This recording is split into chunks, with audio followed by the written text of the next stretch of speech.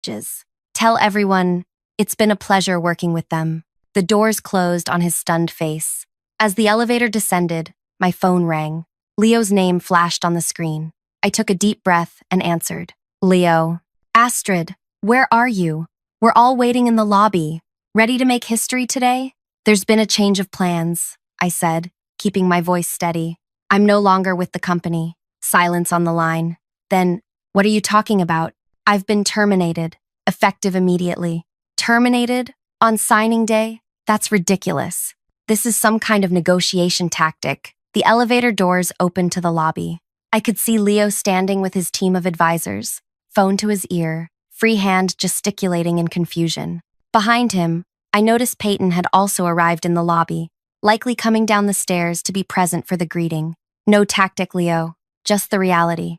I suggest you speak with the company's representatives about how they wish to proceed. I walked out of the elevator, box in hand. Leo spotted me immediately, and his expression shifted from confusion to alarm. He ended the call and strode toward me. There she is. He wrapped me in a hug, as if refusing to believe what I'd just told him. Ready to sign the merger? I took a steady breath, aware that Peyton was watching us. Afraid not, she just fired me. Deal's off. His expression hardened as he turned to Peyton, who had followed me down. You did what? The look on Peyton's face shifted from smug satisfaction to confusion as Leo's words registered. Behind him, the entire Orion investment team stared at her in disbelief. I was just enforcing company policy, she stammered, clutching the handbook like a shield. Her skirt violates our dress code by 3 inches. Leo's expression darkened. You fired the lead negotiator of a $4 billion merger because of 3 inches of fabric? Gregory appeared then, rushing from the elevator with several board members trailing behind. Leo, I'm sure we can sort this out. Astrid is valuable to us, and this is clearly a misunderstanding. But Leo had already turned away from them, speaking quietly to his team. I caught fragments of their conversation, respect for their own people, and if this is how they treat their best talent. I stood silently, watching 3 years of my work dissolve in real time. Gregory approached me, lowering his voice. Astrid, please, let's discuss this privately. Peyton is new. She was overzealous. We can fix this. There's nothing to fix, I replied, loud enough for everyone to hear. Your daughter made a decision. You supported it by your silence. I accept it. Leo turned back to us. Our agreement was with Astrid. She structured this entire deal. She understood what both companies needed. Without her, he shook his head. I'm sorry, but we're not comfortable proceeding. You can't just walk away, Gregory protested. The contracts are ready. The press release is scheduled. Actually, we can, Leo said. Page 17, Section 4 of your own agreement includes a key person clause. Astrid is specifically named.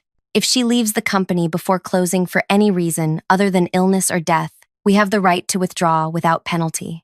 I had insisted on that clause to protect the merger if anything happened to me. Now it was the very thing that would sink the company. Astrid wrote that clause, one of our lawyers whispered to Gregory. She's the only one who caught its significance during review. Leo extended his hand to me.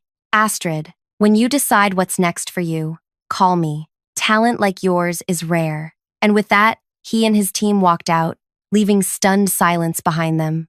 I nodded once to my former colleagues, then walked out too, ignoring Gregory's calls for me to come back. Outside, the spring air felt different somehow, lighter, despite the weight of what had just happened. I had no job, no immediate prospects, and had just watched my greatest professional achievement crumble. Yet beneath the shock, I felt something unexpected, relief. My phone buzzed continuously as I walked to the parking garage. I turned it off without checking the messages. Whatever crisis was unfolding back at the company, it wasn't mine to solve anymore. At home, I poured myself a glass of wine, then sat on my balcony watching the sunset paint the sky in colors I hadn't noticed in years. When was the last time I'd actually been home before dark? When had I last looked at the sky? That evening, news alerts popped up on my tablet. Our company's stock had plunged 28% on rumors the merger had collapsed.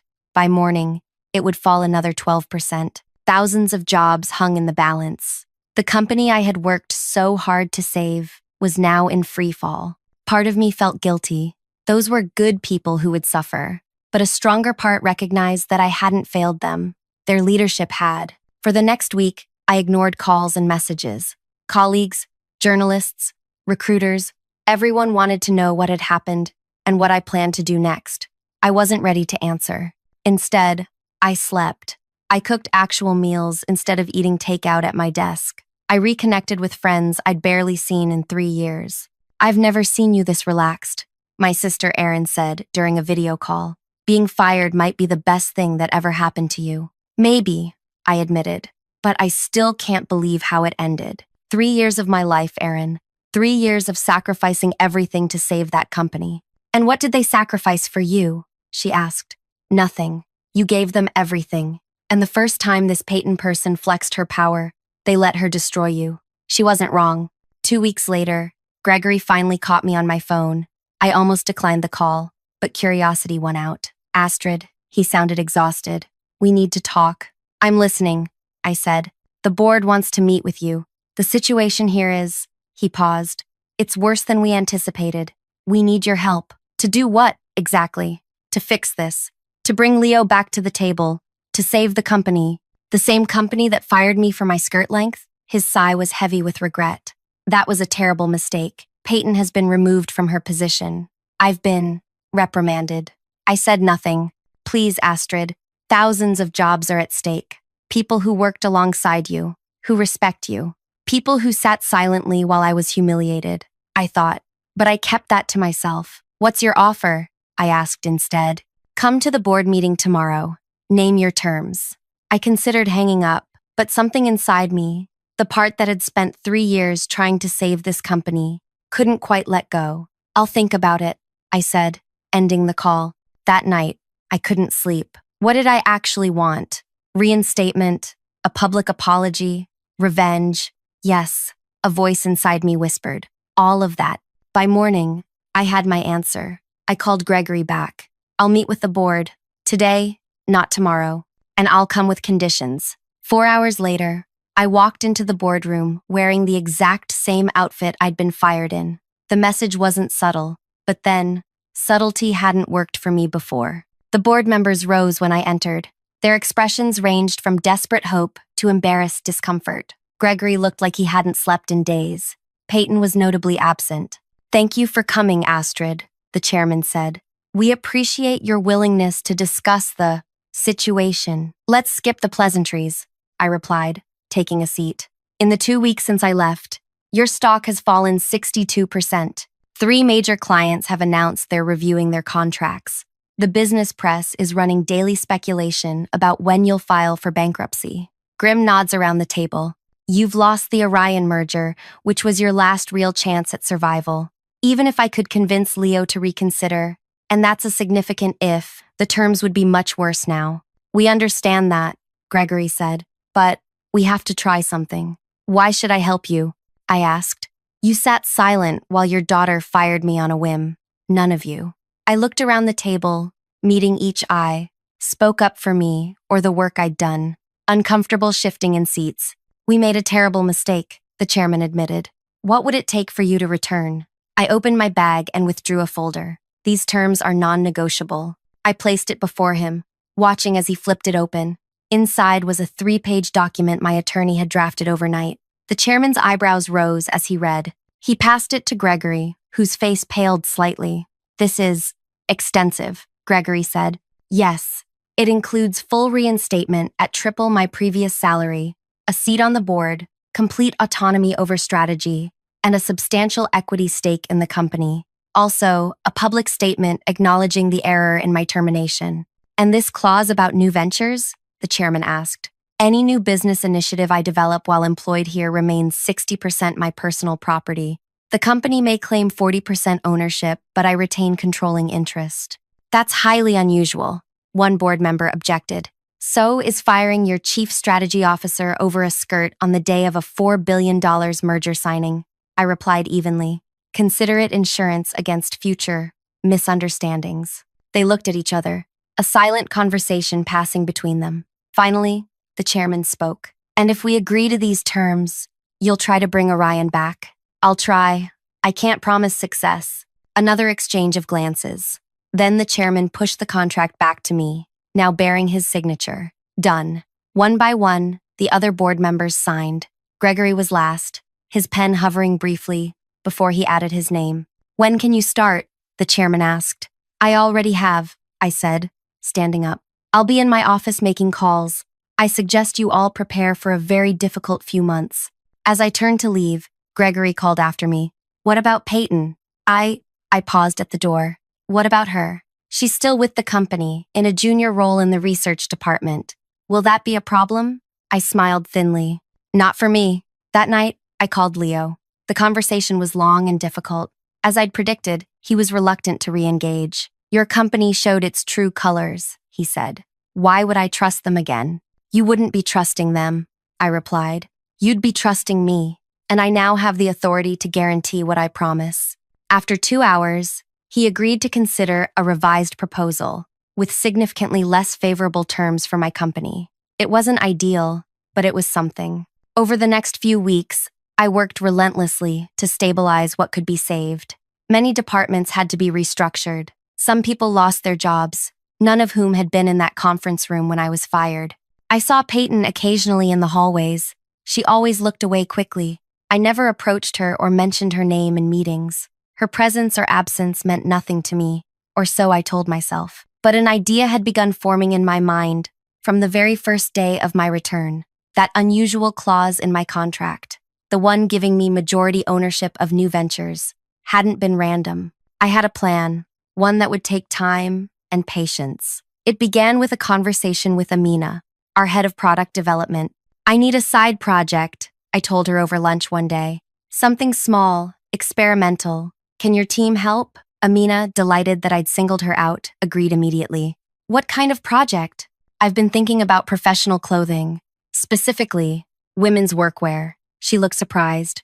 That's not exactly our industry. No, I agreed, but it's an area ripe for innovation, and my contract allows for exploration of new verticals. Within days, Amina had assembled a small team. We worked evenings and weekends, conducting research, developing prototypes, testing materials. I was particularly interested in skirt designs, comfortable, professional skirts with adjustable hemlines, skirts that could transition from conservative to modern with a few clever design elements. Why not just make them all regulation length to begin with? One team member asked. Because different workplaces have different cultures, I explained, and women shouldn't have to buy entirely new wardrobes when they change jobs or when arbitrary rules change. The team embraced the challenge with enthusiasm. They saw it as a creative outlet from their regular work, a fun diversion with a charismatic leader. Meanwhile, I continued rebuilding relationships with key clients and slowly, painfully, reconstructing a viable merger plan with Orion. The company remained in danger, but the immediate threat of bankruptcy receded. Gregory watched my work with a mixture of gratitude and wariness. He knew I'd saved his job, for now, but also sensed that I wasn't quite the same person who had left that day with a box of belongings. You've changed, he said one evening as we reviewed quarterly projections. Have I? You're harder somehow, more distant. I smiled. Experiences shape us, Gregory. Being fired in front of 21 silent colleagues tends to adjust one's perspective. He winced. I've apologized for that. Yes, you have, several times, and I've accepted your apology. But acceptance isn't forgetting. As weeks turned to months, our clothing project progressed from concept to reality. We partnered with a small manufacturing facility to produce a limited run of prototypes, paid for through my personal funds, with company resources properly compensated as outlined in my contract. The designs were elegant, functional, and subtly revolutionary. Each piece incorporated our signature feature, adaptability to different workplace standards without sacrificing comfort or style. I began wearing our prototypes to work. Simple pieces at first, blouses with convertible necklines, jackets with detachable elements. No one commented, but I noticed people watching. Then came the skirts, beautifully tailored, impeccably professional, and secretly adjustable. One day at regulation length, the next perhaps an inch shorter, the following day back to standard. Women in the office began asking where I shopped. Instead of answering directly, I invited them to focus groups. collecting their feedback on workplace clothing challenges. The rules are so arbitrary, one senior analyst complained. My last job, skirts above the knee were fine. Here, we need these exact measurements. It's infantilizing. Others nodded in agreement. What if, I suggested, you had pieces that could adapt to different environments, professional, but flexible? Their enthusiasm confirmed what I already suspected. We had identified a genuine market gap. 6 months after my return, our small clothing line, which I had named Adaptations, was ready for a limited launch. We had a modest website, a manufacturing partner eager for orders, and a growing list of interested customers. The day before our official launch, I called a company-wide meeting. Everyone attended, curious about the unusual summons.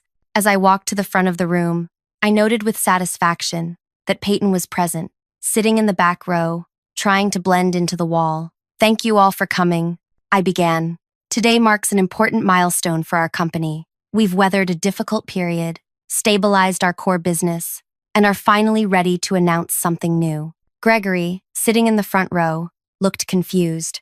This wasn't on his agenda. For the past 6 months, a small team has been working on a special project, one that represents not just a new product line, but a new direction for our company's future. I clicked to display the first slide, our clothing line's logo, simple and elegant. I'm proud to introduce Adaptations, professional clothing designed to adapt to changing workplace environments and standards. Murmurs swept through the room as I clicked to the next slide, showing models wearing our designs. These aren't just clothes, I continued. They're solutions. Every piece in this collection addresses a specific challenge professional women face daily. I walked toward the center of the stage, smoothing my own skirt, one of our signature designs. Take this skirt I'm wearing. At first glance, it looks like a standard pencil skirt, but it features an ingenious hidden adjustment system. With a few discrete moves, it can lengthen or shorten by up to 4 inches while maintaining its professional appearance. I demonstrated the adjustment, showing how the skirt could transform while still looking perfectly tailored. No more buying multiple skirts for different workplace cultures. No more worrying about arbitrary rule changes. Gregory shifted uncomfortably in his seat. Several board members exchanged glances. In the back, Peyton stared with wide eyes, recognition dawning on her face. You might be wondering why a financial analytics company is launching a clothing line. I smiled. The answer is simple. We identified a market need and created an innovative solution, exactly what we do with our core business. I advanced to the next slide, showing projected revenue figures that made several executives sit up straighter. Our market research indicates significant demand for adaptive professional clothing. We've secured manufacturing partnerships, built a distribution channel, and created a marketing strategy that capitalizes on authentic storytelling. I paused, meeting Peyton's eyes across the room. Every Adaptations piece will include a tag explaining its inspiration. The story of how a single arbitrary judgment, a hemline measurement, nearly destroyed a century-old company and derailed a $4 billion merger. The room went completely silent. No one looked at Peyton, but everyone knew who I was talking about. That incident revealed something important. When professional capability is subordinated to superficial judgments, everyone loses. Adaptations offers a practical solution to that problem. I clicked to the final slide, showing our launch date, tomorrow. Thanks to my employment contract, which grants me controlling interest in any new ventures I develop, Adaptations will operate as a separate entity with 40% ownership by this company. All resources used in development have been properly compensated, and all financial arrangements are documented meticulously. Gregory stood up. Astrid, this is the first I'm hearing about launching tomorrow. The board should discuss timing, and the board approved my contract, which gives me autonomy over this venture. I interrupted smoothly. The timing isn't negotiable, but I welcome your support. I turned back to the audience. This isn't just about clothes. It's about recognizing that true professionalism comes from competence, dedication, and integrity, not from adherence to arbitrary rules created to control rather than empower. With that, I thanked everyone and ended the meeting, ignoring the buzz of conversation that erupted. As people filed out, I noticed Peyton remained seated, staring at the now blank screen. I walked past her without acknowledgement, My point had been made. The launch exceeded all projections. Press coverage focused on the innovative designs, but also highlighted the origin story. Fired over 3 inches. How one executive turned humiliation into innovation, read one headline. Orders flowed in immediately, overwhelming our initial inventory plans. Professional women across industries responded to both the practical designs and the message behind them. 2 weeks after launch, our main website crashed from traffic when Leo, the investor from Orion, gave an interview mentioning adaptations. "I wear their ties now," he told the reporter. "Best designed accessories I've owned, and I appreciate supporting a company that values substance over appearance." The interview went viral.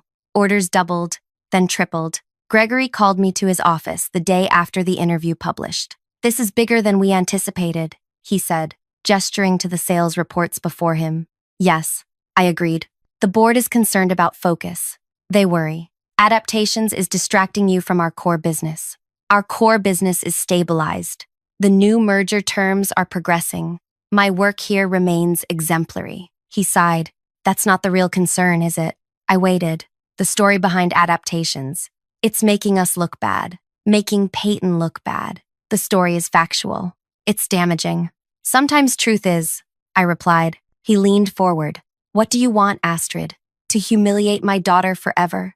To remind everyone constantly of our mistake?" I considered the question carefully. "What I want," I said finally, "is for actions to have consequences. Real ones. When Peyton fired me, she did so believing there would be no meaningful consequence for her. You sat silent believing the same. The board did nothing because they assumed the hierarchies of power would protect everyone except me." I stood up. "Adaptations isn't about humiliation. It's about transformation. Taking something destructive and creating value from it. That's a lesson worth teaching." I left him considering my words. 3 months after launch, adaptations had become a phenomenon. We expanded into men's clothing, accessories, and workplace essentials. Each piece maintained our core philosophy of adaptation and flexibility, and each carried our story. Our financial results were undeniable. Adaptations generated more revenue in its first quarter than our company's core business. The 40% ownership stake had become the company's most valuable asset. Meanwhile, the renegotiated merger with Orion finally closed, at terms far less favorable than the original deal, but sufficient to ensure survival. Leo made his support conditional on my continued leadership, a point he made clear to everyone. On the 1-year anniversary of my firing and return, I called another company meeting. The atmosphere was entirely different this time. Excitement rather than confusion. I took the stage wearing our newest design, a dress with subtle, brilliant engineering that could transition from conservative to fashion-forward with a few adjustable elements. 1 year ago, I was fired from this company for a hemline. I began. "Today, I want to talk about growth, not just in revenue, but in understanding." I gestured toward the sales charts displaying adaptation's remarkable trajectory. Our clothing line began as a response to arbitrary judgment. It has become something more, a movement celebrating substance over superficiality. Gregory watched from the front row, expression unreadable. "Today, I'm announcing 2 things. First, Adaptations will become an independent company effective next month. This company will retain its 40% ownership stake, providing substantial ongoing revenue without management responsibility." Applause broke out. The financial benefits were obvious to everyone. Second, I continued when the room quieted. "I've created a foundation, funded by Adaptation's profits. The Professional Development Initiative will provide grants and mentorship to women facing workplace discrimination. Its first program will be named after this company, acknowledging that sometimes our greatest lessons come from our most painful experiences." I paused, finding Peyton in the audience. She no longer hid in the back, but sat in the middle rows, diminished but present. I've been asked many times if Adaptations was created for revenge. The answer is more complicated than yes or no.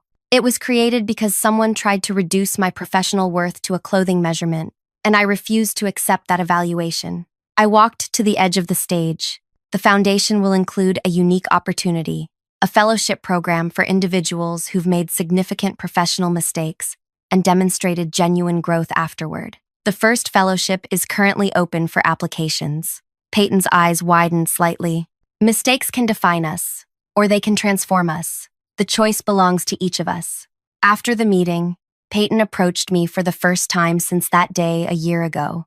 The fellowship program, she said quietly. Is it real? Everything I do is real, I replied. She nodded, swallowing visibly. And would I be eligible? I studied her. The entitlement that had radiated from her a year ago had dimmed considerably. 12 months in a junior role, watching the consequences of her actions unfold publicly, had changed something fundamental. The application process is rigorous, I said.